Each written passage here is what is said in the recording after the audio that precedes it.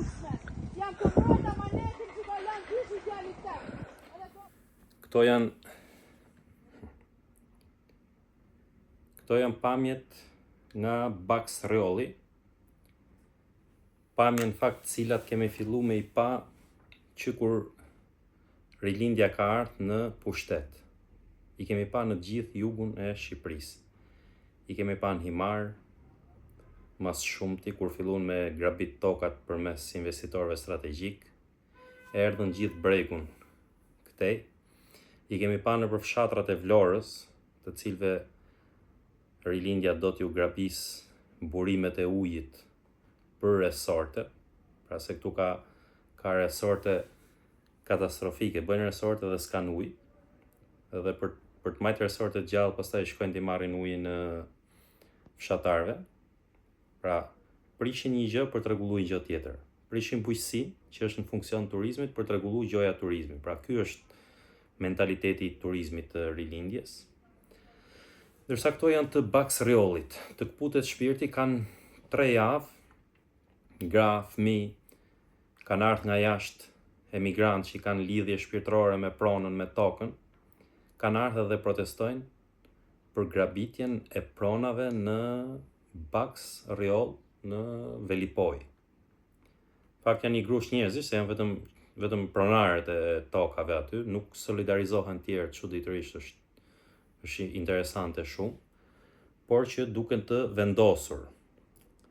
Aty shef për ditë forcat policie sigur me qenë në Teheran, do thonë jo se me qenë në një vend Shqipëri që luftojnë qytetarë për të mbrojtur pronat e veta.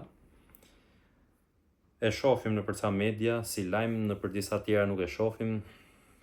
Kjo ka të bëjnë me çështje interesash, jo me çështje informimi publikut. Nuk rrallë janë mediat në Shqipëri që kanë prioritet informimin e publikut. Ju vazhdoni shihni mediat, shihni emisionet e darkës, bla bla bla bla, por ato gjitha janë për dizinformim, nuk janë për informim. Tani çfarë problemi ka aty? Për shembull, kryesorja është një herë, shihni në çdo vend që bëhet një rrugë në Shqipëri, I ze paniku banorët e shkret se do ju vjedhin pronën. Pra kudo ku është bërë një rrugë në për zona të thella ose si rasti kësaj që ka lidh Lezhën me Velipojën, paniku të shkretëve banorat kësohen se po ju bëhet rruga, apo të rinë në gjemba, të rinë në ethe, se do vinë t'ju grabisin tokën si që po a grabisin. Banorët aty zihen me kompaninë që I ndërton. Në fakt, ajo është një kompani private, është ajo kompania e Bashkim Ullet që I thot Belinda, t'i japim këto 1.3 miliard euro të rrugës Thumanës, thot që ta fusim në klap, do të ta blejnë. Po megjithatë, nuk mendoj që është fajtori vetëm biznesi. Pra çdo kompani biznesi, mos prisni nga një kompani biznesi në Shqipëri, pa edhe në botë, po themi në Shqipëri që të ketë ndjenja komunitare, investimi për komunitetin e kujt diun gjitha. Janë gjitha me mentalitet grabitës. Pra deri këtu jemi në rregull, nuk ka faj kompania shkon e kërkon, nëse e jep shteti e merr. Fajtor aty është shteti. Fajtor është ata banorët e Baks Reollit. Po gjithë Shkodra, gjithë Velipoja duhet solidarizohet me ata, t'u dalë mbrojtje, t'u dalë mbështetje, sepse siç e pat, kur këto të Baks Reollit nuk u solidarizuan me ata të Himarës, ja ku u erdhin nder. Nëse nuk solidarizohen këto të Lezhës, të Velipojës, të Shkodrës, me këta do ju vinë radha dhe atyre. Kjo gjë mungon në Shqipëri, pra solidariteti shoqëror kur një e padrejti ndodh dikujt tjetër. Pra çuditërisht edhe pa e thënë, na kemi gjarpe që s'mha mu rrofti 1000 vjet. Ky lloj mentaliteti na ka sjell këtu, që po na vinë nder e u grabisin pronat për oligarkët e për interesat e veta. Oligarku aty do bëjnë biznes. Po nuk qëllimi I oligarkut është bëjnë biznes sepse ka ble pushtetin. Ka ble bashkinë e Shkodrës, ka ble deputetët e Shkodrës. Ku e keni atë neomalsorja? Do nuk e shihni asnjë ditë atje. Ku e keni Tom Doshin? Ka shku një ditë atje te banorët e Baks Reollit, që bo sigur I djeg barku për banorët. Këto të opozitës për herës të vërtetës I kam pa pak, po I kam pa disa herë.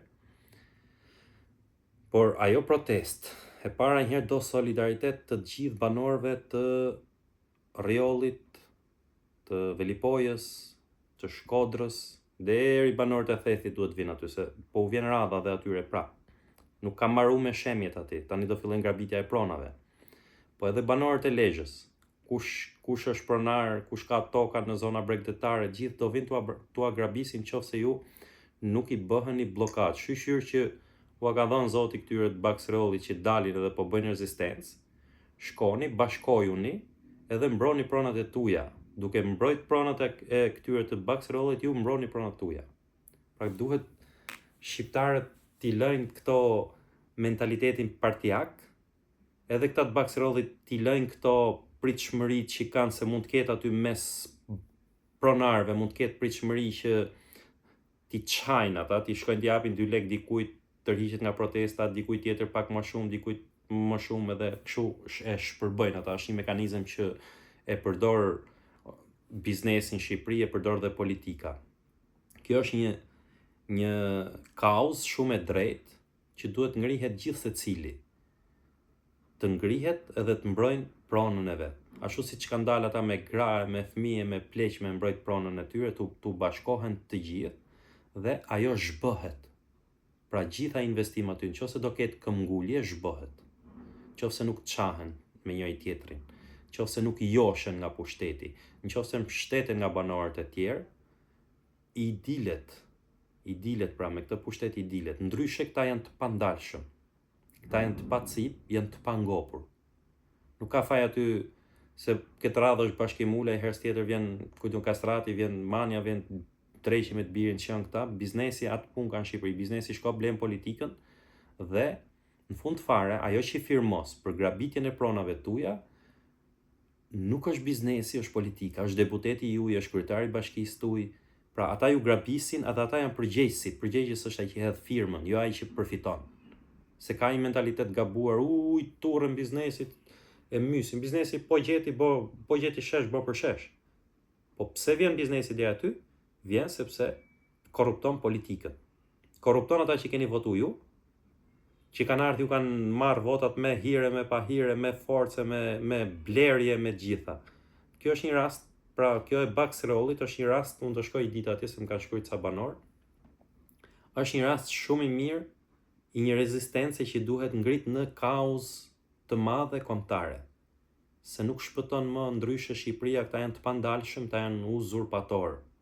Nuk janë qeverisës ta, nuk janë kujdestar të pronave të qytetarëve. Këta janë grabitës, janë një band plaçkitësish që nuk guxon kush, se nuk besoj se ka interesa biznesi ajo neomalsori, atë se po e marr si shembull se e kanë bërë si deputete model atë. Nuk besoj se ka interesa, po ashtu funksionon organizata kriminale atyre, nuk guxon kush të shkojnë të dalë në mbrojtje banorëve. Kështu që ngrihuni, mbroni pronat tuja për një kauzë që edhe kur nuk është që ju prek juve drejt për drejt, pra bëhuni bashkë se ndryshe nuk shpëtoni dot. Zoti i ndihmoft edhe banorët e Baksrollit e gjithë shqiptarët.